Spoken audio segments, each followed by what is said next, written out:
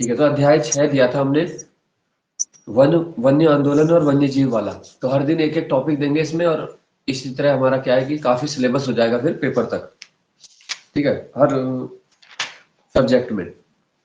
तो इसके अंदर हमारे सारे ये जो वन वगैरह आ जाते हैं, वनों के प्रकार हैं। तो सबसे पहले क्वेश्चन इसमें से बताओगे तुम, ल्यूकोटाइकोफोरा किसका वानस्पतिक नाम है? उत्तराखंड के पूछ रहे हैं हम, ठीक है। बांज। बांज का बांज। है सर। पांच का नाम है ये, ठीक है। विश्व में कितनी प्रजाति है इसकी? 40। 24। अच्छा सर। विश्व में इसकी 40 है, ठीक है। और उत्तराखंड में 5 है सर। 5। 5 है। 5 प्रजाति का वो है ये, है ना? तो सुन सुन के भी तुम्हारा रिवीजन होता रहेगा, उसमें तुम पूरे उसमें रहोगे फिर टच में। अच्छा, नेक्स्ट तुम बताओगे ये तपोवन बुग्याल कहाँ है? तपोवन चमोली। तपोवन बुग्याल नहीं, चमोली में नहीं है ये, उसके है गौमुख के पास है ये। उत्तरकाशी सर। हाँ उत्तरकाशी। उत्तरकाशी में। उत्तरकाशी का हो गया ये, ठीक है, गौमुख के पास है। तो बुग्याल वगैरह तो कॉमन ही क्वेश्चन में आ जाता है, कुछ भी आ सकता है, ठीक है। उत्तराखंड में यूके ट्रिपल एस सी जैसे वीडियो का लेगा, है ना, और वन जो भी लेगा वो अपने एग्जाम, तो वो तो डीप देता है उत्तराखंड जो भी है, तुम्हें पता ही है कैसे देता है पेपर, है ना। अब उम्मीद है कि देखो आगे के पेपर अच्छे बनेंगे, क्योंकि कई बार ऐसा होता है ना, उसके आंसर खुद आयोग को भी नहीं पता होते, ऐसे पेपर बना देता है।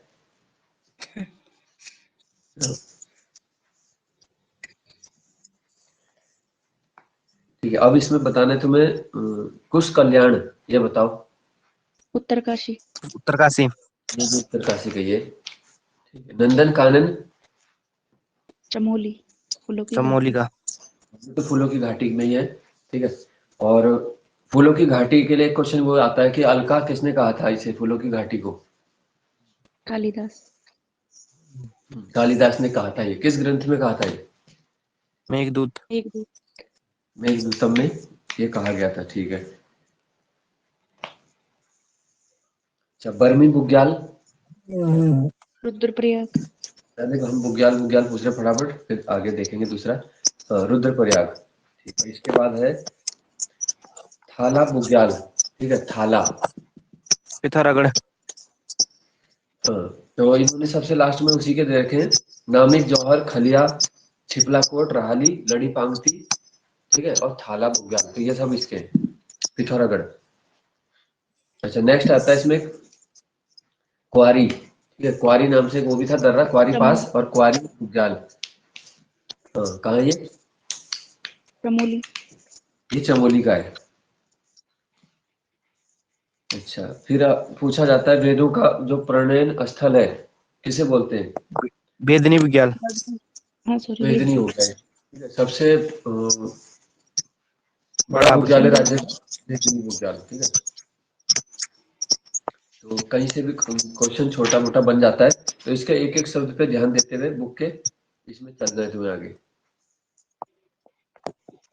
अच्छा, पिंडर और कैल के मध्य में कौन सा बुग्याल है? हिमालय के सबसे भव्य दर्शन होते हैं वहां से। बगजी। पक्षी विज्ञान। भव्य बुग्याल, है ना, शायद ऐसा क्वेश्चन आया भी था ना कुछ अभी। जी सर। हाँ। अच्छा, फिर है केदार खर्क, ये बताओ केदार खर्क। चमोली। उत्तरकाशी। उत्तरकाशी में। उत्तरकाशी का, ये गौमुख के पास है, ठीक है। जैसे वो था ना दूसरा, केदारकांठ है। कौन सा वाला? केदारखंड भी वही है। हाँ, केदारखंड। केदार खर्क। केदार कांठा जो वो भी वही है जो तुमने बताया। छायागाड़, ये भी एक बुक है, छायागाड़, उत्तरकाशी में हो छायागार, गया। सोनगाड़। एक और है। कैला बुग्याल, चमोली में। चमोली। चमोली में। ठीक है, ठीक है। गौरव, तुमने एक और को ऐड करवाया था ना, अभी तक आए नहीं जी शायद। सर, हाँ मैं वो करेगा ज्वाइन, उससे बात तो हुई थी आज, अब करेगा, आपको करेगा वो कॉल। ठीक है, ठीक है। ज्वाइन तो उसमें कर दिया, इसमें इसके अंदर तो आ गया वो। अच्छा अच्छा। इसमें उसके नीरज है क्या नाम? हाँ पेमेंट तो नहीं करा होगा ना उसने, पेमेंट करेगा वो खुद, फिर करेगा सर, कॉल ठीक है, करेगा कोई बात आपको। नहीं, वो तो कर देगा। हाँ ठीक। मैंने कहा अभी उठा भी नहीं होगा ना, फर्स्ट डे है अभी, है ना, 6 बजे उठते भी नहीं कई लोग। सर बारिश आ रही है तो मन नहीं कर रहा होगा। मन नहीं कर रहा होगा, है ना। इसके लिए भी एक वो चाहिए होता है, देखो जुनून, है ना। नौकरी की तैयारी के लिए भी एक अलग प्रकार के बोलते हैं ना प्राणी की जरूरत है। खासकर उत्तराखंड में तो जो लोग हैं वो बड़े ही बोलते हैं जुझारू होने चाहिए, जैसे बोलते हैं ढीठ होने चाहिए, सरकारी नौकरी जैसे चाहिए। अच्छा, अब इसमें ये बताओगे तुम, उपोष्ण कटिबंधीय वन का प्रमुख वृक्ष कौन सा है? ये वनों का प्रकार भी इसी में आता है, इसी चैप्टर के अंदर है वन वाला भी। सेमल। ये इसमें साल के जो वृक्ष होते हैं, ठीक है, साल वाले वृक्ष उपोष्ण कटिबंधीय होता है, ये मतलब मैदानी इलाकों वाला ज्यादा वृक्ष है, ठीक है। फिर आता है 320 कोणधारी वनों का, पूछा जाता है, जैसे कोणधारी में पूछेंगे तो कौन सा होगा? चीड़। चीड़। चीड़ का पेड़ हो जाएगा, ठीक है। और सबसे ज्यादा उत्तराखंड में चीड़ का वृक्ष है, यही याद रखना है। कोणधारी वन जो है वो लगभग कितने मीटर पे होता है? जैसे ऑप्शन दे देंगे, वो 400 से 500, 500 से 900, 900 से 18 या 18 से 36, 900 से 18 से ऊपर है, 900 से 1800, 900 से ठीक है, 18। 900 से 1800 है।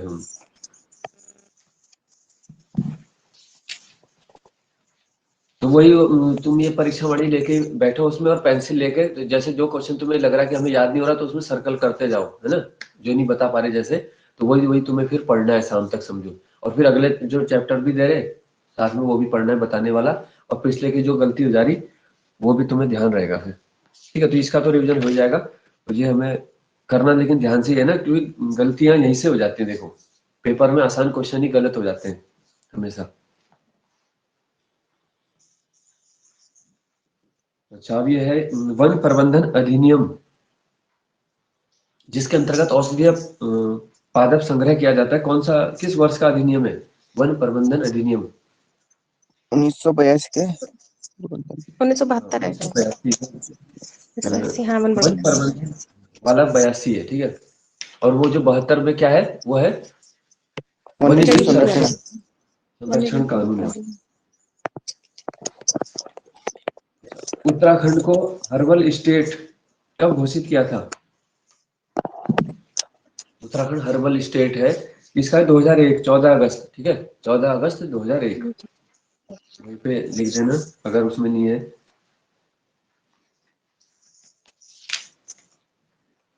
फिर आते हैं ब्रिटिश ब्रांडिस कब पहले वन महानिरीक्षक बने थे?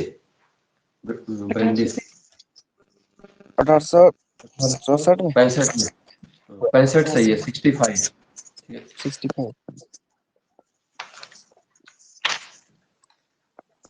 भारत का पहला वन महाविद्यालय कब बना?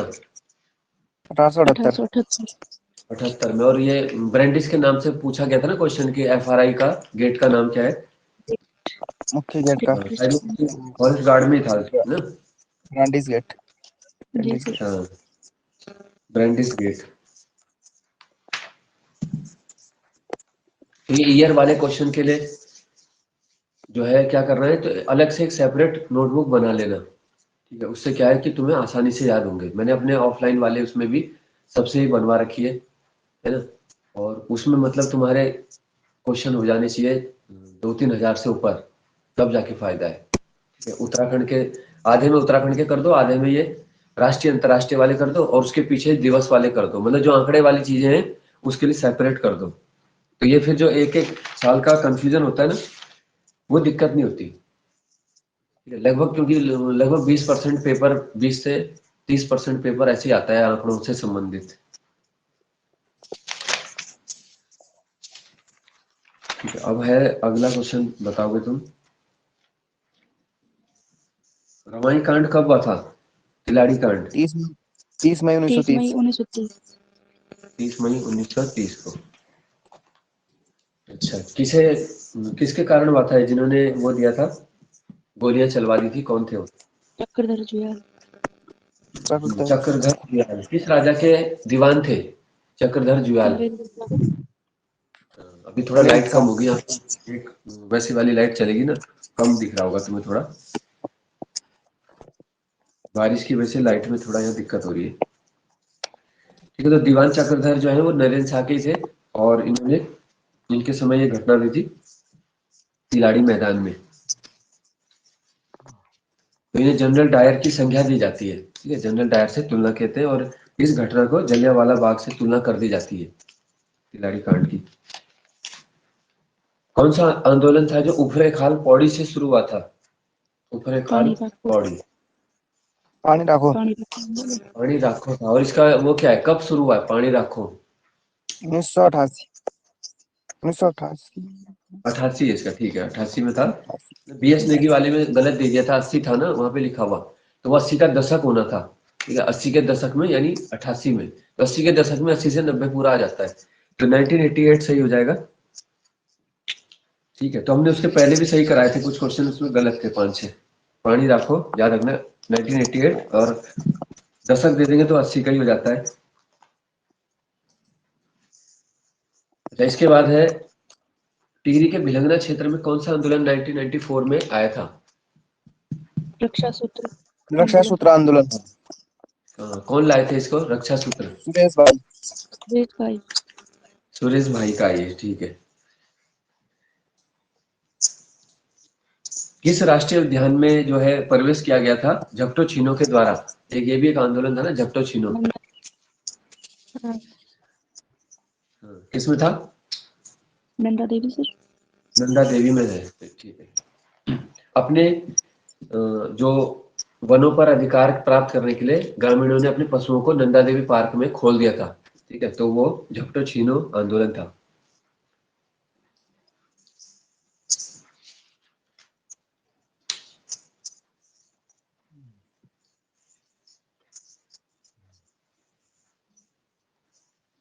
अच्छा, फिर आ जाते हैं मैती आंदोलन, ये बताओ फटाफट, मैती आंदोलन कब शुरू हुआ? 1996 किसने किया था ये? कल्याण सिंह रावत।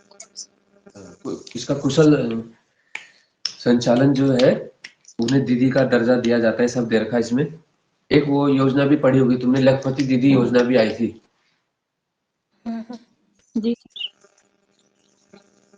है ना, लखपति दीदी वाली योजना भी उन्होंने, धामी जी ने शुरू की वो, अभी उसमें नवंबर के लगभग है उसका, ठीक है, 4 नवंबर 4 नवंबर है उसका, हाँ। वैसे करंट के वाले दिन करवा देंगे वो तो सारे, ठीक है, 4 नवंबर 2022 लखपति बनाने के लिए, है ना। कुछ इन्होंने उन्हें बना दिया जो कंपटीशन की तैयारी कर रहे हैं, अब उन्हें बनाएंगे, उन्हें करोड़पति बना दिया कंपटीशन वालों को। अब है मिश्रित वन खेती का मॉडल, ये बताओ, मिश्रित वन खेती का मॉडल कौन लेके आए? जगत सिंह जंगली। हाँ, जगत सिंह चौधरी, जंगली उपनाम है इनका। इको टास्क फोर्स कब बनी थी? इको टास्क 2008 फोर्स 9 8 में बनी थी ये। उफरे खाल, ठीक है, एक और वो आगे इसमें कौन सा संस्थान है वहां पे? सच्चिदानंद भारती ने बनाया था। जी सर, वो जल कुछ लोक मृदा विकास तोली संस्थान। लोक विकास संस्थान, ठीक है। अच्छा, फिर एक क्वेश्चन ये भी इम्पोर्टेंट है, पौधरोपण नीति कब आई? पौधरोपण नीति, और 6 भारत जून का 6 पहला जून 2006। कब आई थी ये नीति? 6 जून 6 जून 2006। 2006। हाँ ठीक है, 6 जून नोट कर लेना, इसमें कुछ जगह परीक्षा वाणी में 6 जनवरी दे रखा है, ठीक है, तो उसको काट के उसको नोट कर लेना, बस उसकी डेट है 666 666 है, ठीक है, 6 और महीना भी 6 और ईयर भी 6, तो 666 हो रहा है। पौधरोपण नीति लागू करने वाला पहला राज्य है उत्तराखंड, ठीक है, तो जनवरी को ठीक करके 6 कर देना, जिसकी बुक में गलत है ना, किसी अब वाणी में सही आ गया होगा, तो कुछ ना कुछ तो थोड़ा बहुत गलत रहता है। अब इसमें ये भी है सारे पार्क वगैरह। कार्बेट उद्यान का नाम पहले क्या था? कार्बेट, हेली नेशनल हिली पार्क। National park. ये हेली था, ठीक है, पूरे एशिया का पहला राष्ट्रीय उद्यान का दर्जा इसको। इसका क्षेत्रफल कितना है? 520.82। 520.82 वर्ग किलोमीटर। वर्ग किलोमीटर में, ठीक है। कितने जिलों में फैला हुआ है कार्बेट पार्क? नैनीताल और उसमें पौड़ी में पौड़ी। 2। नैनीताल, पौड़ी में। तो कल हमने वो भी बताया था, है ना, कल केवल प्रीति आई थी। जिम कार्बेट की आत्मकथा, जिम कार्बेट की आत्मकथा का नाम क्या है? नैनीताल और कुमाऊं। मैनीटोर ऑफ नहीं, कुमाऊं। क्या? मैन ईटर ऑफ कुमाऊं तो उन्होंने लिखी हुई है ये भी, और man eating leopard of Rudraprayag लिखी है ना, टेम्पल टाइगर, ये बहुत सारी लिखी है उन्होंने। और आत्मकथा उनकी जंगल लोर, ठीक है। जंगल। हाँ। और ट्री टॉप्स अंतिम पुस्तक थी उनकी, ट्री टॉप्स। ट्री टॉप्स अंतिम पुस्तक। और माई इंडिया भी उनकी बुक है, बहुत 5-6 बुक है, फिर बता दूंगा मैं एक बार, या उसकी फोटो भेज देंगे, सारी नोट कर लेना क्योंकि ये इंपॉर्टेंट है, ठीक है। जिम कार्बेट जो है उन्हें गोरा ब्राह्मण भी कहा जाता था, और पैदा भी यहीं हुए थे नैनीताल में, और मृत्यु भी उनकी यहीं पे भी, ठीक है। बस वो नाम के, उन्हीं का नाम ही वैसा था विदेशियों वाला, उनका सब कुछ यहीं था।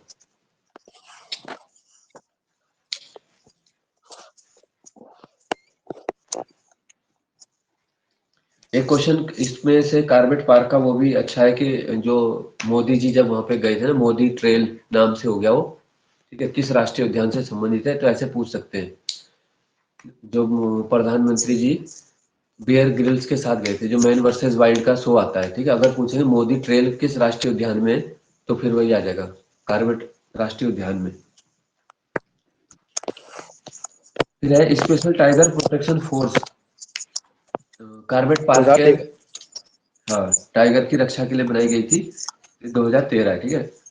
STPF बोलते हैं इसे, टाइगर प्रोटेक्शन फोर्स। अच्छा, कार्बेट पार्क के बाद कौन सा राष्ट्रीय उद्यान बना था उत्तराखंड में? अंदर 1980 में। 1980। गोविंद। गोविंद गोविंद गोविंद राष्ट्रीय उद्यान। राष्ट्रीय उद्यान है, ठीक है। फिर है नंदा देवी का क्या है स्थापना? 1982। 1982, ठीक है। फूलों की घाटी? 1982। 1982। राजाजी पार्क? 1983। राजाजी 1983। पार्क, इसका क्षेत्रफल कितना है? 83 है इसका, है ना, ठीक है, राजा जी। और इसका वो क्या है क्षेत्रफल? 820। 820। 820। हाँ, तो ये सेकंड हो गया लार्जेस्ट, ठीक है। दूसरा पूछ लेंगे, अगर उत्तराखंड का दूसरा सबसे बड़ा राष्ट्रीय उद्यान, तो राजाजी हो गया। कितने जनपदों में है ये? 3। हरिद्वार, देहरादून, पौड़ी। पौड़ी, हरिद्वार, देहरादून। 3 जनपदों में पड़ता है ये, ठीक है। चीला रेंज वाला हिस्सा छोटा सा बस पौड़ी को टच करता है, और देहरादून हरिद्वार में ही ज्यादा वो है इसका हिस्सा, ठीक है। फिर आता है लास्ट गंगोत्री, सबसे बाद का, 1989 में। 1989। हाँ, 89 में बना, और इसका क्षेत्रफल क्या है? 2390। ये सबसे बड़ा है, ठीक है। तो सबसे बाद में बना, लेकिन क्षेत्रफल में पूछेंगे सबसे बड़ा गंगोत्री नेशनल पार्क,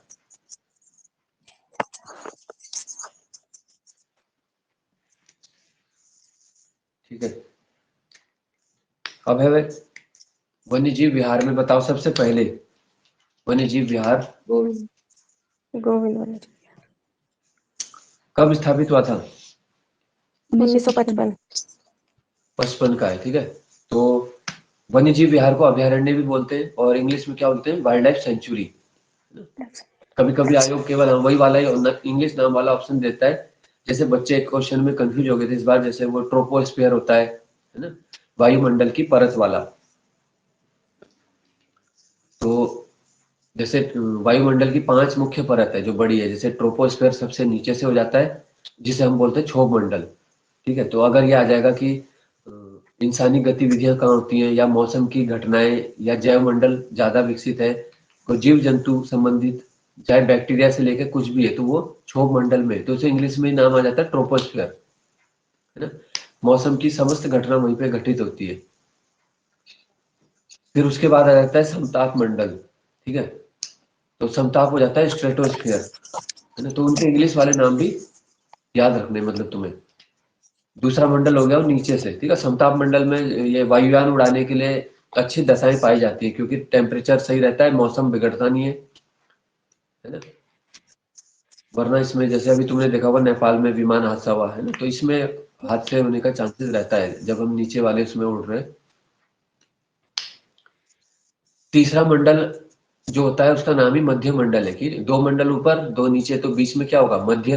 तो मध्य का नाम इंग्लिश में भी एम से ही है, मीसो, ठीक है। मीसोस्फीयर मध्य मंडल हो गया। फिर नीचे से चौथा जो मंडल आएगा वो कौन सा है, आयन, आइनोस्फीयर। ठीक है। तो आइनो बोल देते हैं उसे, आइनो स्फीयर इंग्लिश में। तो ये जो रेडियो तरंगे होती हैं, जितने भी हमारे मोबाइल टीवी आदि के सिग्नल हैं, उसी परत से टकरा के वापस आ जाते हैं। और लास्ट जो होता है पांचवा, धरती की तरफ से पांचवा मंडल है, वो कौन सा है, बहिर्मंडल, है ना। बहिर्मंडल, तो वो उसे बोलते हैं एक्सोस्फीयर। एक्सो मतलब बाहरी, बहिर, ठीक है। तो वहां पे वायुमंडल यानी हवा जो है हल्की हो जाती है, विरल हो जाती है, ठीक है। ग्रेविटी, गुरुत्वाकर्षण बल का भी प्रभाव कम हो जाता है, इसी वजह से हवा कम होती है वहां पे। तो ये पांच मुख्य मंडल हो गए। और जैसे ओजोन है, ओजोन लेयर, तो इन पांच में से किसके अंदर आएगा ओजोन मंडल, समताप मंडल के। समताप मंडल। ऊपरी हिस्से में पड़ता है ओजोन, ठीक है। जिसको क्लोरोफ्लोरोकार्बन पूछा जाता है ना, तो वो उसको ओजोन यानी O3 के बॉन्ड को तोड़ देता है, तो ओजोन परत को हानि हो जाती है क्लोरोफ्लोरोकार्बन गैस के द्वारा, ठीक है।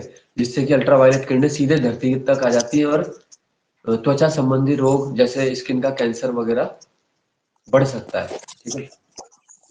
क्योंकि यूकेपीएससी जो है वो कुछ क्वेश्चन साइंस के ही तरफ के भी ले रहा है, और ये टॉपिक तो खैर भूगोल का ही था वैसे, और वो साइंस के भी कुछ क्वेश्चन डाल रहा है अभी। और कनिष्ठ सहायक में तो 14 नंबर का ही बोला है सीधे सीधे, तो वहां पे फिर हम उसका भी करेंगे, है ना। जैसे तुम्हारा ये हो जाएगा जब पटवारी का, तो उसके बाद साइंस का भी कुछ क्वेश्चन वन लाइनर करेंगे रोज। कनिष्ठ सहायक वाले में भी इस बार जो, क्योंकि वो वैकेंसी है ना, वो डिपार्टमेंट काफी अच्छे अच्छे आ रखे हैं, जो यूकेपीएससी ने अब निकाले हुए, ठीक है। तो उसको भी कोशिश करना है, मतलब। और जो उससे बेटर मिल जाए तो वो तो है ही बढ़िया। जैसे पटवारी है तो वो अच्छी ग्रेड की है ना। आगे वीडियो वाली है, उसमें लेवल 4 5 6 है, उसमें तुम अच्छी मेहनत करोगे तो बढ़िया ही मिल सकता है। तो हम इसमें थे वन्य जीव विहार में, अब है केदार वन्य जीव विहार, बताओ। 1972। 1972। चमोली। चमोली और कुछ हिस्सा, ठीक, रुद्रप्रयाग है, तो दो जिलों में हो गया रुद्रप्रयाग। थी केदार चमोली वन्य रुद्र। जीव। हाँ। फिर है अस्कोट, बताओ। पिथौरागढ़। 1986। 1986। 86 में, हाँ, ठीक है। और कौन से जीव के लिए प्रसिद्ध है ये, कस्तूरी मृग। कस्तूरी कस्तूरी मृग। मृग। जिसे मस्क डियर भी बोलते हैं हम, तो उसके लिए वो है ये, ठीक है, कस्तूरी मृग। फिर इसके बाद कौन सा था 1987 में, सोन नदी। सोना नदी। ये तीन लगातार याद सोलह रखने, ठीक है। 86 87 88, ठीक है। 88 में अस्कोट, बिनसर। हाँ, सोना नदी, बिनसर, अस्कोट, सोना नदी, बिनसर, इसकी कुछ ट्रिक बना दो तो क्रम से चलेंगे तुम्हारे। बिनसर अभयारण्य कहाँ है, बिनसर वन्यजीव अभयारण्य, अल्मोड़ा। अल्मोड़ा। अल्मोड़ा में है। और एक बिनसर महादेव है, वो कहाँ है, बिनसर महादेव का और मंदिर, वो पौड़ी में है ना। तो ये थोड़ा सा अलग हो गया। मसूरी वाइल्ड लाइफ सेंचुरी कब बनी, मसूरी, 1993। 93। 93 की। नंदौर, ये 2012। सबसे बाद 2012। 2012 का है। अच्छा, फिर आ जाता है वेटलैंड जो भूमि के रूप में है। आसन वेटलैंड को किस वर्ष जो है स्थापित किया गया था, 2005। 2005। 2005 का ये आसन, ठीक है। और इसका नाम और किस चीज के लिए फेमस है आसन, पक्षियों के लिए। सर पक्षी। हाँ, विदेशी पक्षी यहाँ प्रवास करने के लिए आते हैं। और सबसे ज्यादा ये, उससे ज्यादा चर्चा में किसके लिए है, ये रामसर साइट है, उत्तराखंड की एकमात्र, हाँ, साइट। जो, और 2019। रामसर जो नाम लिया गया था वो 2020 कहाँ में। से लिया, रामसर जो नाम आया था, ईरान का ईरान। शहर। ईरान से आया है, ठीक है। ईरान में एक सिटी थी रामसर, जहाँ पे वेटलैंड्स यानी नम भूमि, दलदली भूमि को बचाने के लिए सम्मेलन किया गया था पहली बार।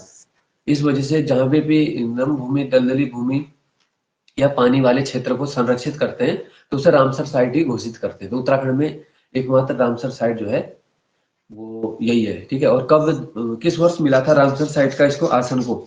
इस वाले में नहीं दे रखा ना, 2020। 2020 अक्टूबर 2020। हाँ ठीक है, अक्टूबर 2020 है रामसर साइट का दर्जा, ठीक है। तो इससे क्या हो जाता है कि फिर रामसर साइट घोषित हो जाने से अंतर्राष्ट्रीय फंड भी हमें मिलता है ना। अंतर्राष्ट्रीय जो इंटरनेशनल मॉनिटरिंग होती है वो भी, वहाँ के पर्यवेक्षक भी यहाँ के देखते हैं कि पक्षियों का प्रवास कैसे और बढ़ाया जाए, और विदेशी पैसा भी मिलता है,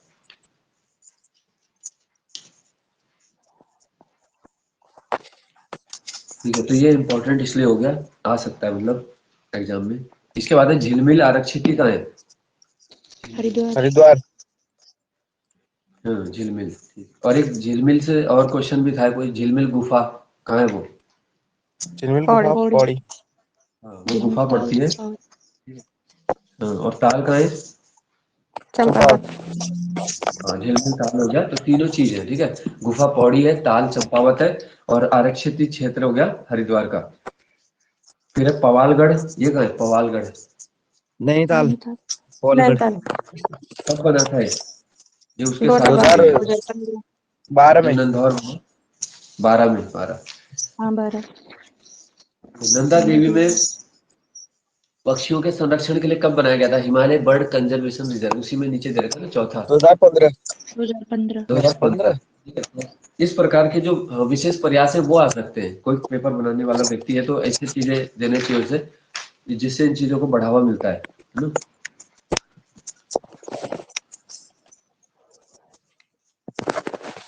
ठीक है।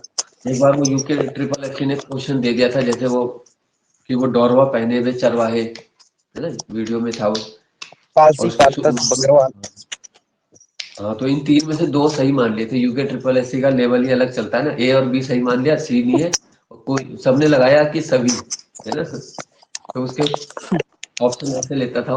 तो अभी थोड़ा सुधर जाएंगे ऐसा लग रहा, क्योंकि बहुत उनकी बेइज्जती हो चुकी है पहले आयोग की।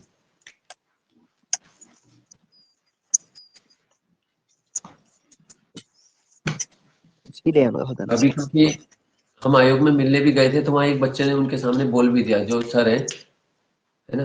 अब कुछ बच्चे ऐसे होते हैं जो बोल देते हैं देखो सामने, तो उसने बोला सर पेपर तो आप ऐसे बनाते हो।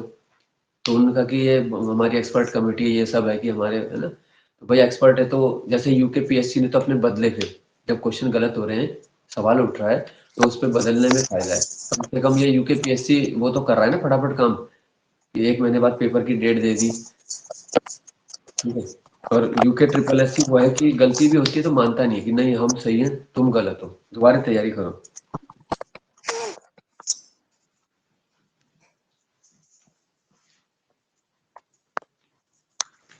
तो ये तो तुम्हारे इसके हो गए, और इसमें बाद में है, इसके एमसीक्यू में है, जैसे भोजपत्र जो है वो कहाँ मिलता है?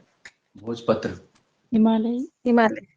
हिमालय, ठीक है। ऑप्शन के हिसाब से हिमालय है, और उत्तराखंड के अंदर ऑप्शन होंगे तो उच्च हिमालय हो जाएगा, ठीक है। केवल उच्च हिमालय क्षेत्र में ही भोजपत्र वृक्ष, मतलब ये शिवालिक या लघु में नहीं है, सीधा उच्च हिमालय में मिलता है ये, ठीक है। प्राचीन काल में इसका लिखने के लिए भी उपयोग करते थे, भोजपत्रों पे लिखा जाता था।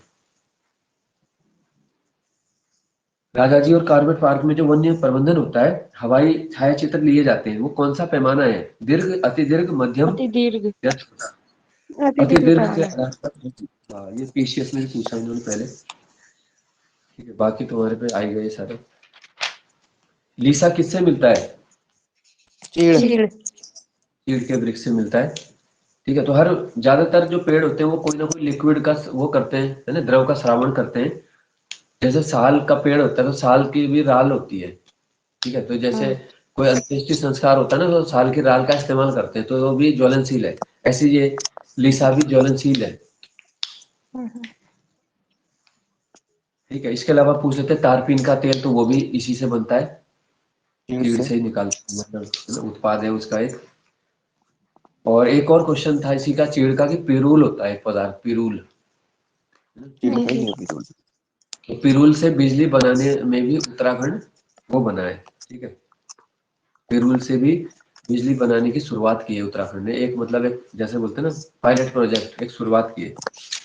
पिरूल भी चीड़ का आ जाएगा, ठीक है। लीसा, तारपीन का तेल, ये सब उत्पाद इसके हैं।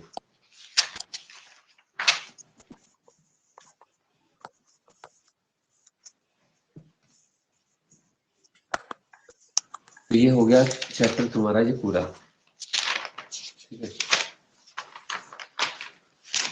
तो ये थोड़ा बड़ा चैप्टर था इसलिए थोड़ा टाइम लग गया इसमें। कल तुम्हें दूसरा देता हूँ मैं। कल इसका 5वां वाला कर लेना, ठीक है। 5th चैप्टर है नदी तंत्र, झील, ग्लेशियर वाला, ठीक है ना। इसी से पहले वाला जो चैप्टर है वही वाला करना है कल तुम्हें। अब ये देख लेते हैं पॉलिटी वाला पोर्शन जो कल हमने डिस्कस किया था। तो कल हमने यहाँ पे हम शुरू से ही लेके चल रहे पॉलिटी, संवैधानिक विकास, ठीक है। संविधान का विकास कल हमने बताया था कि कैसे कैसे चार्टर आए। तो सबसे पहले कौन सा चार्टर था? सबसे पहले जो था रेगुलेटिंग एक्ट। रेगुलेटिंग से भी पहले, सबसे पहले आया था सन 1600 का चार्टर, ठीक है। महारानी एलिजाबेथ के द्वारा, जिसके द्वारा कितने साल का अधिकार दिया गया था कंपनी को? 15। 15 साल याद रखना है इसमें, ठीक है। तो जो पहला चार्टर आया है ईस्ट इंडिया कंपनी के लिए, और वो पूछ सकते हैं किसने जारी किया, तो एलिजाबेथ ऑप्शन दे देंगे, विक्टोरिया दे देंगे। एलिजाबेथ ने जारी किया 15 साल का अधिकार के लिए, ठीक है, मतलब व्यापार करने की अनुमति। फिर धीरे धीरे जो चार्टर आए उसमें ईस्ट इंडिया कंपनी के अधिकारियों या गवर्नर जनरल की शक्ति को बढ़ाते चले गए। जैसे 1726 वाले में विधि बनाने की शक्ति दे दी प्रेसिडेंसी के गवर्नर को, ठीक है। तो ये सब कल हमने बात की थी।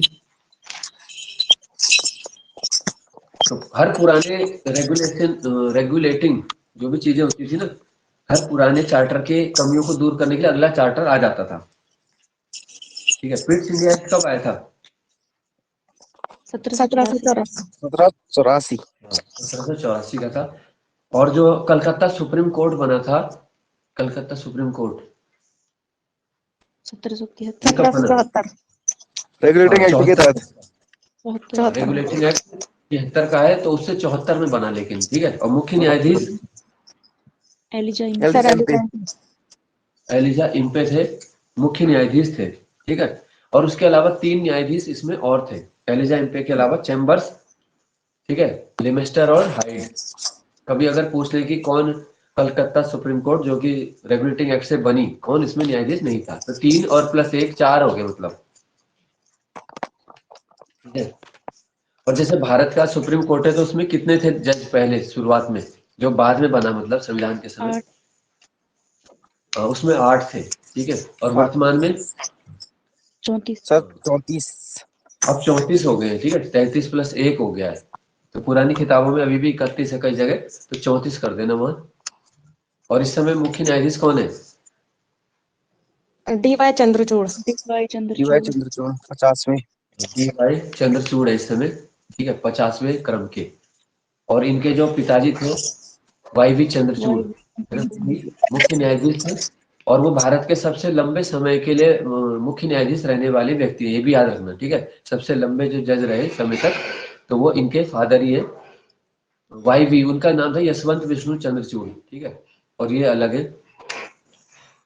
तो इन्होंने शपथ लेते हुए वो बात बोली थी कि आज की मैं बहुत भावुक हो गया, यहीं पे मेरे फादर ने देश के लिए फैसले लिए और आज मुझे भी ये मौका मिला। तो इस तरह से जब तुम कोई चीज देखते हो या उससे जुड़ते हो तो वो ज्यादा याद रहता है, मतलब, है ना, फिर रटना नहीं पड़ता उसे,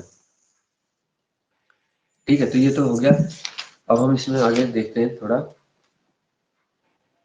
एक और इम्पोर्टेंट वाला जो था छूट गया था, तो इसके मैं वही व्हाट्सएप ग्रुप बना के उसमें फोटो ये भेज दूंगा जो हम डिस्कस कर रहे हैं पॉलिटी में, ठीक है। तो वो सारे पॉइंट नोट कर लेना अपने, एक पॉलिटी के नोट्स सेपरेट बना दो जिसमें थोड़ा टफ क्वेश्चन लिखोगे तुम, है ना, जो नहीं आते।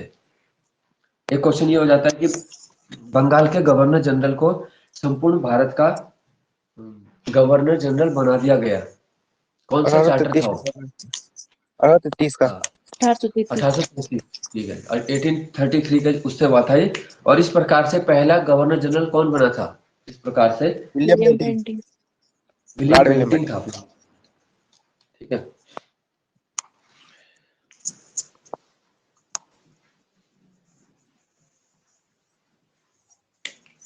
है ना। परीक्षा के समय फिर तुम्हारा थोड़ा समय वगैरह भी बढ़ाया जा सकता है, रिवीजन वगैरह, ठीक है ना। बोलते हैं ना, जब पढ़ने की इच्छा है तो व्यक्ति समय नहीं देखता, देखो, वरना कई ऐसे भी है जो 8 बजे 9 बजे 10 बजे भी बोल रहे हैं कि सर इतनी जल्दी क्यों कर रहे हैं, है ना। अब जिन्हें नींद ही प्यारी है तो उसे क्या वो मिलेगी। गवर्नमेंट जॉब के लिए तो तुम्हें पता ही है ना कैसे कोशिश की होती है। ये उन लोगों के लिए नहीं है जो कंफर्टेबल जोन में रहते हैं जिंदगी भर, तो ये चीज उनके लिए है ही नहीं, है ना। जब जॉब करेंगे तब भी तकलीफें आएंगी और जॉब की तैयारी में भी आएंगी, ठीक है। तो ये सब एक उसका प्रोसेस का हिस्सा है, ट्रेनिंग ही है समझो ये भी, जो समस्याएं आ रही है ना। तो मोटिवेशन वाले देखो कैसे मोटिवेट करते हैं। मैं एक सुन रहा था तो वो बोल रहे थे कि तुम खुश हो जाओ कि तुम जिंदा हो, है ना। तो मैंने कहा अब यही इसी में खुश होना पड़ेगा, क्योंकि आयोग तो अच्छे काम कर लेगा, है ना। जी वो कह सर। रहे बेसिक से लेके चलो, हाँ, खुश हो जाओ कि तुम जिंदा हो। हमारा तो है सर, खुश क्योंकि हो जाओ तुम पेपर दे के आ गए हो। जिंदा व्यक्ति की ही की समस्या होती है ना। और समस्या खत्म मरने के बाद। मैंने सोचा फिर क्या मोटिवेशन दिया इसने, है ना, इसी में खुश हो रहे हो सब। अच्छा, अब इसमें था पहले गवर्नर जनरल हो गए थे विलियम बेंटिंग, पूरे भारत का। तो एक अक्षर जैसे बदल देते हैं तो क्वेश्चन ही बदल जाता है ना। तो वहां पे पेपर में इसीलिए बोलते हैं कि 2-3 बार पढ़ो, क्योंकि 2 घंटे का टाइम बहुत होता है ग्रुप सी के लिए। और कई बच्चों ने ऐसे ऐसे किए, देखो बहुत अच्छे स्कोरिंग बच्चे हैं, और उन्होंने क्या करते हैं, जैसे लिखा था कि भारत का शिशु लिंगानुपात या उत्तराखंड का शिशु लिंगानुपात, तो लेकिन उन्होंने शिशु नहीं पढ़ा, जल्दी में एक्साइटमेंट हो जाता है ना कि ये क्वेश्चन आसान है हमें आता है, तो केवल लिंगानुपात पढ़ के और उसमें पहले कूद गया और गोला लगा दिया, और फिर देख रहे बाद में पढ़ा कि शिशु था वो। तो ये हो जाता है, ठीक है। तो पेपर में ये भी एक वो होता है कि धैर्य के साथ करना है पेपर। कोई जल्दी नहीं कि तुमने 45 मिनट में ही करके बैठ गए, है ना, और 4 गोले गलत निकल गए बाद में, ऐसा नहीं। तो आराम से करो, उसमें कोई दिक्कत नहीं, पूरा 2 घंटे समय लगाना है तुम्हें। तो ये गलतियां ज्यादातर नए बच्चों से ही होती है, पुरानों से होनी नहीं चाहिए ऐसी, ठीक है। इसीलिए प्रैक्टिस भी उसी में करना। ओएमआर एक ओएमआर की वो भी डालूंगा मैं, उसे डाउनलोड कर देना 15-20 कॉपी निकाल के, तो जब भी टेस्ट तुम्हें फिर मिले उसमें करते रहो अपना, और प्रैक्टिस बनी रहती है कि हमें पहले ऐसे भरना है, ये भरना है ना, कोई भी चीज छूटेगी नहीं। किस चार्टर एक्ट के द्वारा दास प्रथा को भी गैर कानूनी किया गया? दास प्रथा को गैर कानूनी किया गया। 1833। 1833। 33 का ही चार्टर था, लेकिन वो 43 में किया था, पर ठीक है। 1833 के चार्टर एक्ट द्वारा 1843 में, ठीक है, एलन ब्रो थे उस समय, एलन ब्रो सारे ने ब्रो। दास प्रथा वो किया अंत, और इसी साल वो भी था जैसे संडे की छुट्टी का, है ना, उसमें दिया हुआ। जी सर। हाँ, वो इसी साल उसकी शुरुआत हुई थी, ठीक है। तो अब इससे आगे हम देखेंगे क्या क्या हुआ था। अब क्वेश्चन इसमें एक आता है कि कौन सा अधिनियम भारत में ऐसा आया था जिसने पहली बार भारत में सांप्रदायिकता के बीज बोए, हिंदू मुस्लिम के बीच भेदभाव करवाया? 1909। 1909 का बोलते हैं जी, ठीक है। तो याद रखना, फूट डालो राज करो की नीति का अधिनियम कौन सा है, तो नाम बदल बदल के देंगे, ठीक है। फूट डालो राज करो की नीति का पोषक अधिनियम यही है, 1909 का मार्ले मिंटो। पार्लियामेंट अधिनियम। तो कहा जाता है कि जॉन मार्ले ने मिंटो को मिंटो ने मार्ले को पत्र लिख के ये बोला भी था कि हम सांप के दांत बो रहे हैं और इसका फल भीषण होगा। तो उसका फल भीषण ही वाकई भारत की आजादी के समय पाकिस्तान भारत का धर्म के आधार पर बने, और आज तक वो लड़ ही रहे, है ना। तो अगर ये दो देश अपनी एनर्जी लड़ने पे न लगाते तो, और भारत के साथ ही रहता, मतलब पाकिस्तान भी बांग्लादेश भी, तो इंडिया के मुकाबले में कोई भी कंट्री नहीं रह पाती, रसिया जापान अमेरिका कुछ भी नहीं थे इसके सामने, क्योंकि आज हमारा 80,000 90,000 1 लाख करोड़ रुपए डिफेंस में चला जाता है हर साल, है ना। तो ये पैसा रोजगार ये सब चीजों में जाना था, मतलब दूसरी जगह। फिर हमें इतनी बड़ी आर्मी की जरूरत नहीं थी, लेकिन अभी समस्या चल रही है उसमें। तो ये जो बीज बोया गया यहीं से याद रखना है, कौन सी समिति सर के अब तो चीन आधार ज्यादा से है। बना था। हाँ, अब तो चाइना भी परेशान कर रहा है और चीन की चुनौती ज्यादा ही है। क्योंकि देखो चीन का कंपटीशन लेवल हाई है, जैसे कोई बंदा पीसीएस की तैयारी कर रहा है तो वो चीन का कंपटीशन अपने से अमेरिका से ले रहा है वो, और पाकिस्तान भारत अपने लेवल पे चल रहे हैं, है ना। तो चीन का लेवल ही अलग चल रहा है, इसलिए उससे थोड़ा खतरा ज्यादा है। कौन सी समिति के रिपोर्ट के आधार पर पार्लियामेंट सुधार आया था? तो ये आएगा अरुणडेल समिति, ठीक है, अरुणडेल। अरुणडेल, अरुणडेल समिति।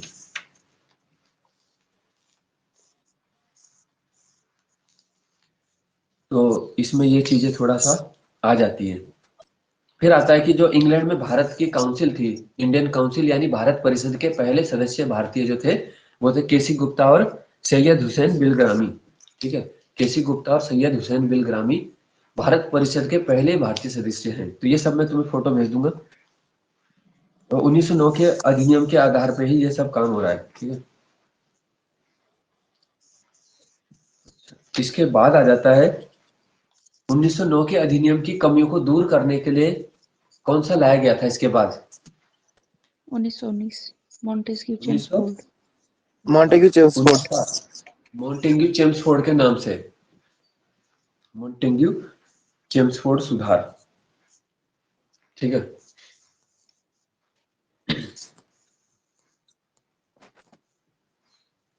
तो 1919 का हो गया, क्योंकि पुराने अधिनियम भारत में पूरी तरह स्वशासन की मांग को पूरा नहीं कर पा रहे थे इस वजह से, और पुराने एक्ट या चार्टर की कमियों को दूर करने के लिए भी 1919 का अधिनियम लाया गया था, ठीक है। तो छोटे मोटे बहुत सारे बदलाव इसमें लाए गए, और एक बहुत बड़ा बदलाव के रूप में भी कह सकते हैं कि ब्रिटिश भारत में महिलाओं को मताधिकार सबसे पहले दिया गया, तो वो यही था 1919 में, ठीक है। ब्रिटिश भारत में पूछेंगे पहली बार किस अधिनियम से या किस वर्ष दिया गया, तो 1919 में मॉन्टेग्यू चेम्सफोर्ड सुधार, ठीक है, महिलाओं को वोटिंग राइट। तो धीरे धीरे अभी देखो कई देशों में तुमने सुना होगा कि बहुत तेजी से महिलाओं को अधिकार दिए जा रहे, तो उनमें सऊदी अरब भी याद रखना, महिलाओं को जो जैसे गाड़ी चलाने का अधिकार नहीं था वहां पे, तो वो भी दिया गया, ठीक है, वोट डालने का, विदेश यात्रा करने का, जमीन खरीदने का, सारे अधिकार वहां पे। क्योंकि अब जो सऊदी अरब की गवर्नमेंट है पिछले कुछ सालों से, तो वो काफी आधुनिक फैसले ले रही है, ठीक है। और पहले वहां की स्थिति सोचो कैसी रही होगी, महिलाओं को कोई अधिकार नहीं है, कि जानवर की तरह रखते थे, मतलब कि तुम्हें रहना है तो हमारे कर्म पे रहो, है ना। जैसे 3 तलाक में होता था कि पति का मतलब मूड खराब हो गया तो उसने 3 तलाक बोल दिया, तो वो सब मोदी जी ने ही बंद किया। उन्होंने ऐसे फैसला लिया है कि एक सामाजिक सुधार की तरह है वो, जैसे सती प्रथा का अंत हुआ था, ऐसी मतलब 3 तलाक बंद होना भी एक ऐतिहासिक फैसला था मुस्लिम समाज महिला के लिए।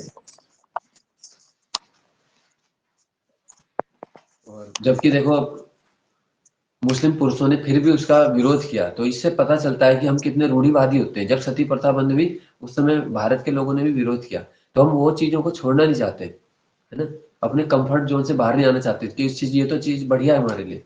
तो यानी कितना जाहिलपना है समाज में। फिर अगला क्वेश्चन एक बनता है कि कौन सा अधिनियम ऐसा था जिसमें प्रस्तावना ही नहीं थी? एक ही अधिनियम पूरे भारत में ऐसा आया था, ठीक है। अभी तुम्हें मैं इसकी हिंट देता हूँ तब तुम्हें पता चल जाएगा। ये सबसे महत्वपूर्ण अधिनियम इसलिए था क्योंकि भारत के संविधान का 70% हिस्सा इस अधिनियम से निकला था। 1935। 1935 का अधिनियम, भारत शासन का अधिनियम। भारत शासन अधिनियम इसको बोला जाता है, ठीक है। तो 1935 का याद रखना है। लगभग 70% हमारा वर्तमान संविधान भी उसी की देन माना जाता है। तो ये प्रस्तावना विहीन था, ठीक है, इस प्रकार से पूछ लेंगे। कोई प्रस्तावना नहीं थी, इसलिए जो 1919 मॉन्टेग्यू चेम्सफोर्ड की प्रस्तावना थी उसी को इसमें लगा दिया गया था, ठीक है। अब प्रस्तावना की बात आती है तो जो भारत की संविधान में प्रस्तावना है उसे बोलते हैं हम संविधान की कुंजी बोला जाता है, ठीक है, प्रस्तावना। एक क्वेश्चन वहां पे डीप ये निकलता है कि कौन से केस में ये माना था कि जो प्रस्तावना है वो संविधान का अंग है? कौन से केस में? केशवानंद। केशवानंद भारती। केशवानंद भारती जो थे ना, उन्होंने ये माना था, ठीक है। 1973 ना सर? हाँ, केशवानंद भारती का याद रखना। पिछले साल उनकी मृत्यु भी होगी केशवानंद की, तो पूछ सकते क्वेश्चन। संविधान की कुंजी पूछ लेते हैं एक दो। और प्रस्तावना की शुरुआत किन शब्दों के साथ होती है? हम भारत के लोग। हम भारत के लोग। हम भारत के लोग से होता है, ठीक है। और भारत शब्द प्रस्तावना में कितनी बार आता है? भारत 2 बार। 2। 2 बार ही आता है बस। हम भारत के लोग भारत को, ठीक है, संपूर्ण प्रभुत्व संपन्न ऐसे आएगा, तो 2 ही बार है भारत, याद रखेंगे। और प्रस्तावना में संशोधन कितनी बार हुआ? एक बार। एक बार। 1 बार हुआ था। कब हुआ था वो? 42वां कॉन्स्टिट्यूशनल 42वां अमेंडमेंट संशोधन। 1976। हाँ, 42वां संविधान संशोधन, जिसे हम मिनी संविधान भी बोलते हैं, 1976 के द्वारा। ठीक है, कौन कौन से शब्द जोड़े गए थे? अखंडता, पंथ निरपेक्ष और समाजवादी। स्वतंत्रता। समाजवादी। स्वतंत्र समाजवाद। सपा नाम से याद रखना है, सपा। स से समाजवादी, प से पंथ निरपेक्ष और अ की मात्रा होगी अखंडता। ठीक है, जी सर। यानी 1976 के बाद ही ये बोला जा रहा है कि भारत का कोई धर्म नहीं है, क्योंकि पंथ निरपेक्ष जुड़ा, तो पंथ निरपेक्ष का मतलब यही है कि भारत का अपना कोई धर्म नहीं है, यानी जो भी धर्म है उसके अंदर सभी भारत के हैं। ठीक है, तो भारत को ऐसा नहीं बोल सकते हम हिंदू राष्ट्र है, मुस्लिम राष्ट्र है, जैन है, ऐसे नहीं कहेंगे, सभी है इसमें, है ना। तो धर्म निरपेक्ष का ये अर्थ है। और जो हम भारत के लोग हैं, वो वर्ड ये दिखाता है कि भारत की जनता सर्वोपरि है, यानी हम संप्रभु राष्ट्र हैं। ठीक है, अगर ये बोल दिया कि कौन सी शब्दावली ये परिभाषित करती है कि भारत संप्रभु है, सोवेराइन स्टेट है, यानी हम किसी के गुलाम नहीं है, तो हम भारत के लोग हो गया। तो ऐसे वर्ड का मीनिंग कभी कभी आ जाता है, जैसे गणतंत्र है, तो गणतंत्र का मतलब क्या हो जाता है कि भारत का राष्ट्रीय अध्यक्ष निर्वाचित है, ना कि वंशानुगत। ठीक है, चुनाव आया हमारा इस तरीके से। तो पॉलिटी का पोर्शन तुम अपना अगर स्ट्रॉन्ग कर दोगे, तो वो यूकेपीएससी तो देगा ही देगा, देखो, क्योंकि वो एक संवैधानिक संस्था है और वो बहुत डीप देता है। और यूके ट्रिपल एससी तो पता ही है तुम्हें कैसे क्वेश्चन देता है, वो भी देता ही है, पॉलिटी के तो वो भी देगा, है ना? कहीं से भी लेवल कैसा भी दे सकता है। ठीक है, अब देखो वीडियो पेपर जो दिया था, उससे ज्यादा टफ उन्होंने वो कनिष्ठ सहायक का कर दिया था, 12th पास वाला। ठीक है, तो यूके ट्रिपल एससी का तो अलग ही हिसाब चलता है, मतलब वो वैसे सरप्राइज देता है एकदम से, है ना? और सबसे बड़ा सरप्राइज तब आता है बच्चों में कि जब नकल होगी कि ये वाला तो सोचा नहीं था, पेपर लीक। पेपर लीक वाला, है ना। और जिसका अच्छा हुआ होता है, देखो वो कितने दुखी हो जाते हैं, बड़ी वैसी बात हो जाती है। अभी हमारे व्हाट्सएप ग्रुप में देखो, एक लड़का है हरिद्वार से, तो उसका वीडियो परीक्षा में उसकी 270-80 के लगभग रैंक थी, कनिष्ठ सहायक में भी वो 21वीं रैंक में पूरे उत्तराखंड में। ठीक है, और पटवारी में भी उसके जो है 82 के लगभग नंबर आगे थे।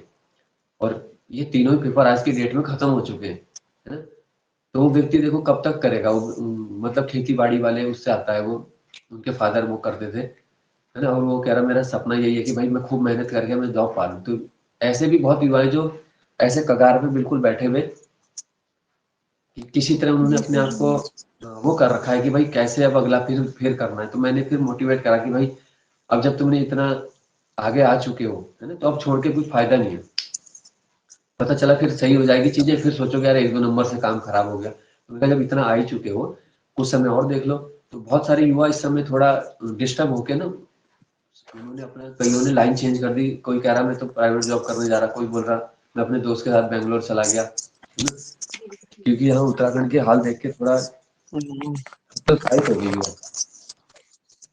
जी सर, एक तो प्रोसेस विलंब भी करते हैं ना तभी। हाँ, ऐसे तो लोग मंदिर में प्रसाद भी नहीं बांटते, मतलब जिस बुरी तरह ये पेपर बांट दे रहे ना कि वीडियो में 45 गिरफ्तार, यहाँ उसे दे दिया, यहाँ पत्नी व्हाट्सएप से दे रही, मतलब कुछ भी चल रहा है ना। और ऊपर और से इतनी कि तो उन्होंने वहां मिठाई की भी नहीं बांटी होगी। मिठाई मिठाई कहाँ बटेगी। मैं तो उस दिन दिन में बल्कि उसकी तैयारी कर रहा था कि आज बच्चे मैसेज कर रहे थे कि सर इसकी वो तो बताओ लगभग मेरिट क्या है, तो 1 घंटे मैंने उसमें खर्च कर दिया। तब तक मैंने मैसेज पढ़ा कि पता नहीं क्या था, सुदर्शन न्यूज, तो मैंने कहा तो ऐसी चैनल है फर्जी सा, फिर देखा दैनिक जागरण, सब में आ गया। फिर तो मैंने कहा चलो मेहनत की जरूरत नहीं इसमें, वो संजीव चतुर्वेदी ने बता दिया मेरिट कितनी है ना। तो यहाँ के जो भ्रष्ट अधिकारी और नेता है वही खा गए उत्तराखंड को, दुर्भाग्य है ये।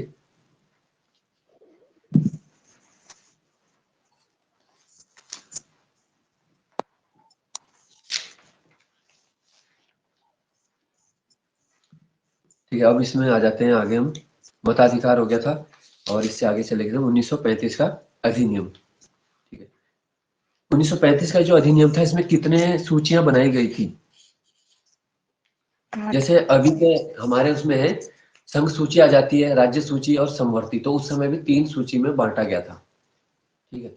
एक सूची और होती है, उसे अवशिष्ट सूची बोल देते हैं, जो किसी सूची में विषय न हो तो वो वहां चला जाता है, और उस पर भी केंद्र का यानी संसद का अधिकार होता है कानून बनाने का। ठीक है, केंद्र का हमेशा बड़ा होता है अधिकार, याद रखना। अगर किसी विषय पे राज्य और केंद्र में मतभेद हो जाए तो राज्य केंद्र का कानून ही सर्वोपरि होगा।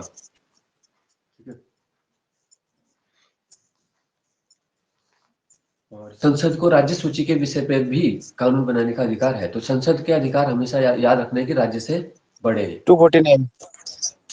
हाँ 249 बोलता है, बिल्कुल सही। 249 आर्टिकल में यह व्यवस्था कर रहा है कि संसद राज्य के विषय पे बना सकती है, जैसे पुलिस है, जेल है ना, कारागार आदि, और भू राजस्व, ये सब राज्य के विषय है। लेकिन संसद चाहे तो इसके लिए भी कानून बना दे कि उत्तराखंड पुलिस किस प्रकार से होनी चाहिए, अगर उन्हें लगे यहाँ काम नहीं हो रहा है सही, तो तब जाके वैसा करेंगे। ठीक है, तो उस समय संघ सूची और जो भी सूचियां थी उनमें विषय वगैरह तो अलग अलग ही थे, लेकिन जैसे अब है तो सबसे बड़ी सूची संघ सूची है, यूनियन लिस्ट। फिर पूछ लेते हैं कि फेडरल कोर्ट की स्थापना किस अधिनियम से हुई, तो ये भी यही वाला है 35 का। और इंडियन काउंसिल यानी भारत परिषद का अंत किस अधिनियम से कर दिया गया, वो भी यही है 1935 से 1935। किया था। एक और क्वेश्चन आ जाता है कि किस व्यक्ति ने कहा था 1935 का अधिनियम अनेक ब्रेक वाली इंजन रहित गाड़ी है? जवाहरलाल नेहरू। हाँ, ये नेहरू जी का कथन था, अनेक ब्रेक वाली इंजन रहित गाड़ी, मतलब ब्रेक तो बहुत दे दिए रोकने के लिए और इंजन है नहीं उसमें चलाने के लिए, है ना, तो इन्होंने 35 के अधिनियम को ये बोला।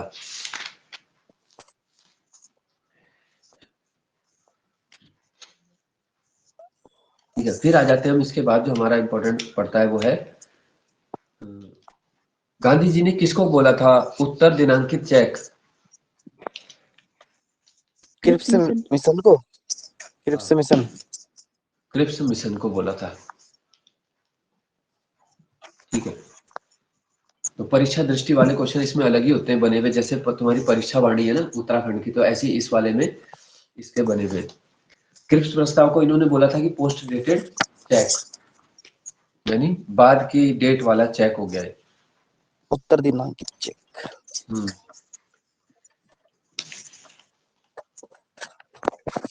फिर पूछा जाता है कि कैबिनेट मिशन, जैसे हम कैबिनेट मिशन की बात करें कि भारतीय संविधान सभा है ना किस आधार पर बनी, तो कैबिनेट मिशन योजना, उसका आंसर क्या होगा?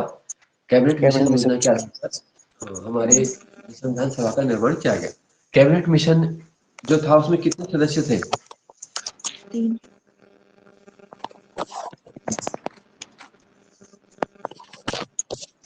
3 थे। एक थे A.B. अलेक्जेंडर जो वहां के उस समय के नौसेना के प्रमुख थे, एक व्यापारिक बोर्ड स्टेफोर्ड क्रिप्स व्यापार बोर्ड से लाए गए थे, और पैथिक लॉरेंस कैबिनेट मिशन के चेयरमैन यही थे। ठीक है, पैथिक लॉरेंस याद रखना। और उस समय वो भारत सचिव के पद पे भी काम कर रहे थे पैथिक लॉरेंस। तो 3 महत्वपूर्ण सदस्य हो गए, जिसमें से लॉरेंस कैबिनेट मिशन के अध्यक्ष यानी चेयरमैन है, याद रखना है।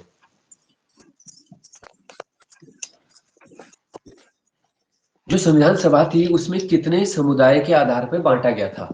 संविधान सभा का जब इलेक्शन हुआ था कितने समुदाय में बांटा था? 3 समुदाय थे उस समय। ठीक है, एक था सिख समुदाय, एक था मुस्लिम, और एक था सामान्य। सामान्य में बाकी बचे हुए और हिंदू सब आगे थे सामान्य। ठीक है, तो सामान्य, मुस्लिम और सिख। तो अगर हिंदू ऑप्शन आएगा अलग से तो वो गलत हो जाएगा कि कौन संविधान सभा के निर्वाचन के समय समुदाय नहीं था, है ना, और सब सोचेंगे हिंदू तो राय होगा, तो हिंदू के जगह सामान्य नाम दिया गया था, और उसमें बाकी छोटे छोटे धर्म भी ले लिए थे सारे बचे हुए। ठीक है, जैसे जैन, बौद्ध, तुमने पढ़ा भी होगा क्वेश्चन की संविधान के अंतर्गत जैन और बौद्ध भी हिंदू की परिभाषा में आ जाते हैं, है ना, यानी जो हिंदू के कानून है वो उनपे भी ऑटोमेटिक लगते हैं। संविधान सभा के सदस्य कितने थे कुल? 389। 389 थे। ठीक है, बाद में पाकिस्तान के लिए अलग बन गई थी तो फिर टूट गया था, है ना।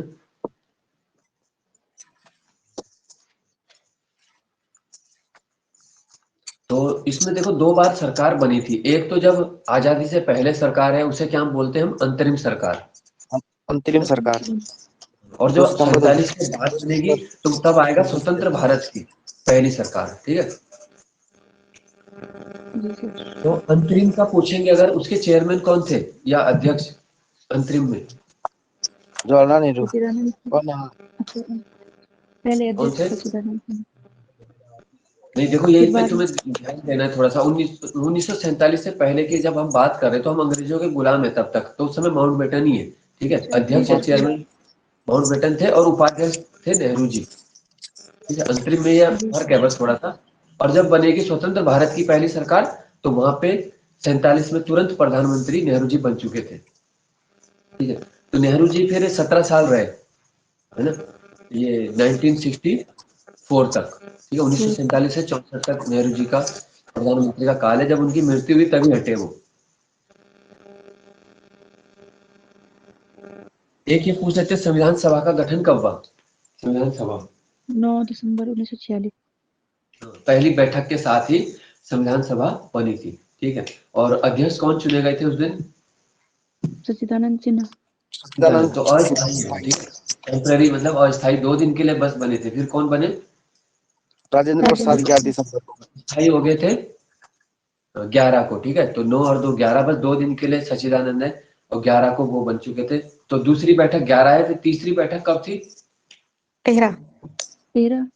13 तारीख तीसरी होगी। और तीसरी बैठक में जो तुम्हें फैक्ट याद रखना है वो क्या है कि जो हमने अभी प्रस्तावना के प्रस्तावना। बारे में बताया, ठीक है। तो संविधान की प्रस्तावना के संबंध में जो प्रस्ताव प्रस्तुत किया संविधान सभा में नेहरू जी ने, तो नेहरू जी का है वो, ठीक है। तो नेहरू जी ने वो 13 दिसंबर को ही किया था, तीसरी बैठक में।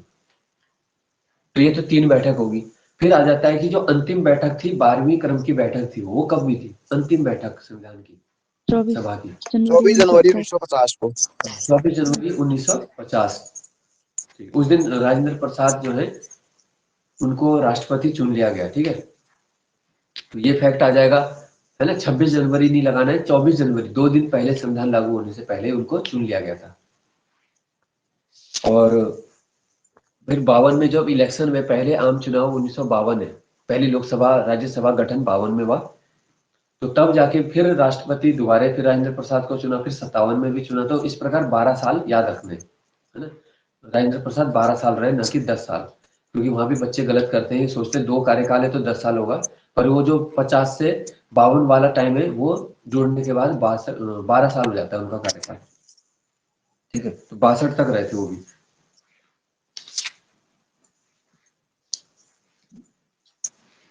भारत की आजादी के समय प्रधानमंत्री कौन थे ब्रिटेन के? एट्टी। क्लीमेंट एटली। क्लेमेंट एटली। कौन सी पार्टी के थे? Liberal. Liberal. Labour labour party. Labour यानी मजदूर दल जो था, लेबर पार्टी के एटली ने ये घोषणा की थी हाउस ऑफ कॉमन्स में कि जून 1948 तक, ठीक है, भारत को हम आजाद कर देंगे। ये उनके द्वारा घोषणा की गई थी। लेकिन जो है उन्होंने 47 में ही कर दिया। ब्रिटिश संसद ने कब अधिनियम पारित किया था? भारतीय स्वतंत्रता अधिनियम को ब्रिटिश संसद द्वारा पारित कर दिया गया। 4 18 जुलाई जुलाई। 18 जुलाई। 18 जुलाई को पारित हुआ था, मतलब ये 4 जुलाई को जो तुम बोल रहे प्रस्तुत हुआ और 18 को पारित हो गया वो, ठीक है। वहां से परमिशन होगी तो इस दिन ये डिक्लेयर हो चुका था, सबको पता लग गया था कि अब तो देश आजादी होगा, क्योंकि वहां से पारित हो गया था। फिर आ जाते हैं, देखो नेहरू समिति आती है। नेहरू समिति के अध्यक्ष कौन थे? मोतीलाल नेहरू। नेहरू समिति के अध्यक्ष मोतीलाल थे और सचिव थे जवाहरलाल, ठीक है। कितने सदस्य थे इसमें टोटल? 11। 11 सदस्य वाली थी नेहरू 11। समिति सारे मिला के, ठीक है।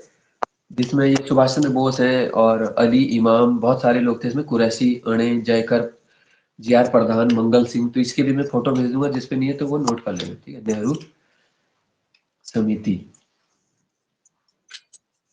नेहरू रिपोर्ट का विरोध करने के लिए जिन्ना ने कितने सूत्रीय मांग दी थी? 14 सूत्री।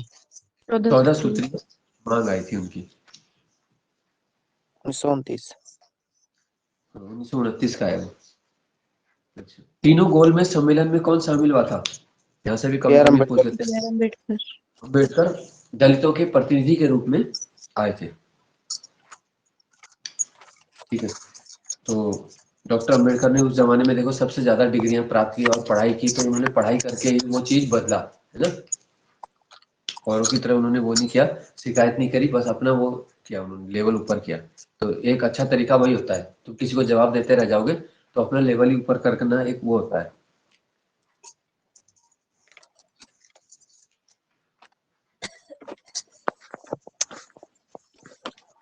कौन सी रियासत थी जहां से संविधान सभा में कोई प्रतिनिधि नहीं आया था, मतलब शामिल नहीं हुआ था? हैदराबाद। हैदराबाद। हैदराबाद की थी वो। हैदराबाद का कुछ क्वेश्चन भी आया था ना पटवारी में, इसको पुलिस कार्रवाई कब की गई?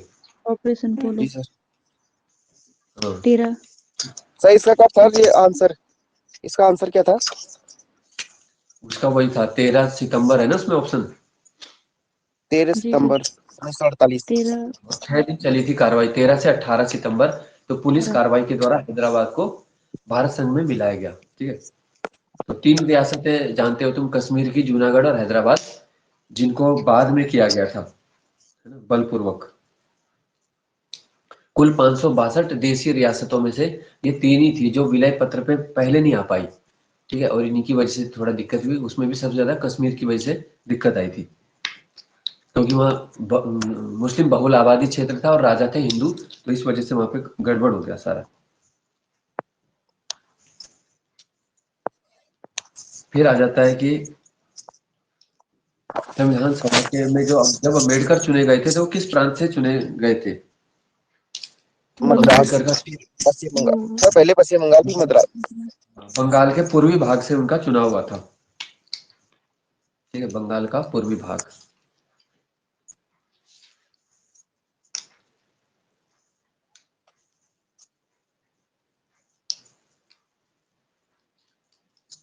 पंद्रह अगस्त 1947 को भारत के गवर्नर जनरल कौन थे? Mount Virat batten. Kohli. Mountbatten. हाँ, तत्काल उसी समय तो माउंटबेटन ही आएंगे ना, तो पहले वही थे, तो उन्हीं के समय उनके हस्ताक्षर से आजाद हो गया, तो पहले वही है, फिर उन्होंने दिया राजगोपालाचारी को, तब आएगा स्वतंत्र भारत के पहले भारतीय। ठीक है, पहले और अंतिम। आजादी से लेकर संविधान बनने तक भारत का दर्जा क्या था, राजनीतिक दर्जा, पॉलिटिकल जो है वो क्या, किस रूप में रहा भारत? ये था उस समय ब्रिटिश राष्ट्र कुल का एक अधिराज। ठीक है, तो यानी ब्रिटेन ने पूरी तरह नहीं छोड़ा था हमें आजादी के बाद तब तक, तो ब्रिटिश राष्ट्र कुल का एक अधिराज के रूप में इसको दर्जा था। और जब 26 जनवरी 50 के बाद पूरी तरह भारत आजाद हो गया, नियम कानून जब बने, तो इसलिए 15 अगस्त का भी उतना ही महत्व है जितना 26 जनवरी, है ना, क्योंकि नियम कानून के कारण ही हम वो है, मनुष्य हैं, जब उसमें नियम कानून शामिल हो जाते हैं।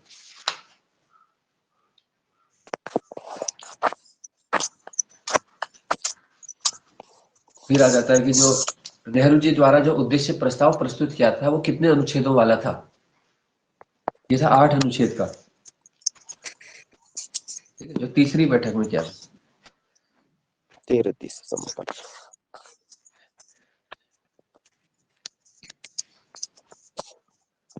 किसने क्रिप्स प्रस्ताव को कहा था टूटते हुए बैंक का उत्तर दिनांकित चेक? महात्मा गांधी। नेहरू।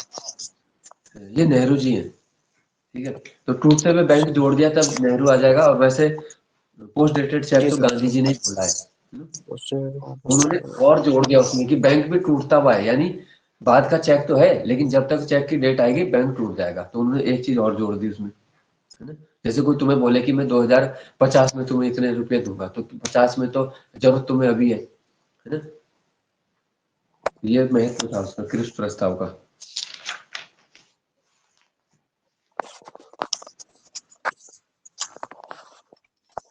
एक कथन ही आ जाता है कि किसने अंतरिम सरकार को बोला है कि एक एक देश की सरकार जिसे दो राष्ट्र चला रहे हैं, अंतरिम सरकार क्योंकि 47 से पहले की थी, और भारत की सरकार थी पर चला रहे दो लोग थे, क्योंकि चेयरमैन तो माउंटबेटन ही थे, तो इसलिए ये कथन बोला गया था अंबेडकर के द्वारा। ठीक है, अंबेडकर ने बोला था कि एक देश की सरकार जिसे दो राष्ट्र चला रहे हैं, अंतरिम सरकार को।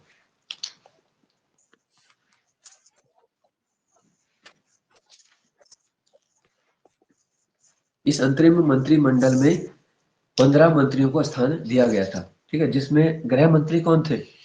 अंतरिम मंत्रिमंडल में गृह मंत्री, पटेल। हाँ, वो बाद में भी गृह मंत्री था। ज्यादातर मतलब मंत्रालय वही रहे, बाद और पहले मंत्रियों के कुछ के बदले गए थे बस, ठीक है। बदलने वालों में से एक ये थे जो शिक्षा मंत्री, पहले राजगोपालाचारी अंतरिम में, और बाद में मौलाना आजाद बने, जिनके अबुल कलाम 11 आजाद। नवंबर उनका जन्मदिन राष्ट्रीय शिक्षा दिवस है मौलाना आजाद का, ठीक है, 11 नवंबर शिक्षा दिवस। तो कुछ विभाग बदले, जैसे बाकी तो वही है ना।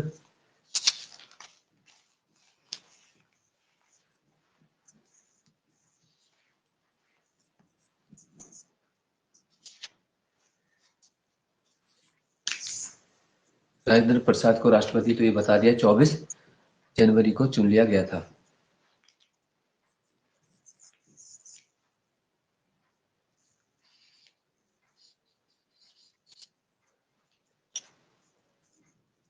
फिर एक अनुच्छेद ऐसा है संविधान में जिसमें यह लिखा था कि भारतीय संविधान को लागू करना है। तो भारतीय संविधान का कौन सा अनुच्छेद भारतीय संविधान को लागू करने का प्रावधान करता है? तो ये 394 है, ठीक है, 394 है। तो जहां तक कि मैं तुम्हें दे दूंगा मेन जो भी फोटोज है, और उसको वो कर लेना, ठीक है। एक क्वेश्चन और आता है लास्ट कि प्रारूप समिति में कितने सदस्य थे? फटाफट से बताओ। 7 7 सदस्य थे, ठीक है। और ये कई बार क्वेश्चन घुमा फिरा के भी पूछ लिया है कि कौन प्रारूप समिति में नहीं था, ठीक है। तो इसके मेंबर अध्यक्ष कौन है? प्रारूप समिति के अध्यक्ष अम्बेडकर। है अलावा गोपाल स्वामी अयंगर, ठीक है, के एम मुंशी, कृष्ण स्वामी अय्यर, मोहम्मद सादुल्ला, बी एल मित्र और डीपी खेतान, ठीक है। तो जो थे वो याद रखने हैं, जैसे सरदार पटेल है, नेहरू, गांधी, ये सब नहीं थे इसके अंदर, है ना। तो ये चीजें याद रखनी है, तो जो 7 है वो याद रखना बस।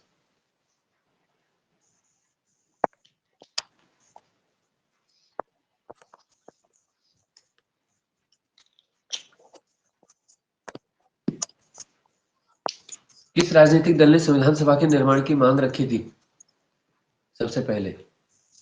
अगर राजनीतिक दल के रूप में पूछेंगे तो तब आ जाएगा स्वराज पार्टी, ठीक है, स्वराज पार्टी ने। स्वराज पार्टी की स्थापना 1923 23 में भी की थी। किसने की थी? मोतीलाल चित्रंजन नेहरू, दास चित्तरंजन दास। मोतीलाल। लगभग पहला जो चैप्टर हमारा यहाँ पे संवैधानिक विकास और संविधान सभा वाला हो गया। अब दूसरा हमारा आएगा इसके बाद, ठीक है, कल से। और बाकी व्हाट्सएप में बता देंगे तुम्हें जो जो करना है ना। आज की क्लास यही करते हैं, ठीक है। Thank you sir. Thank you.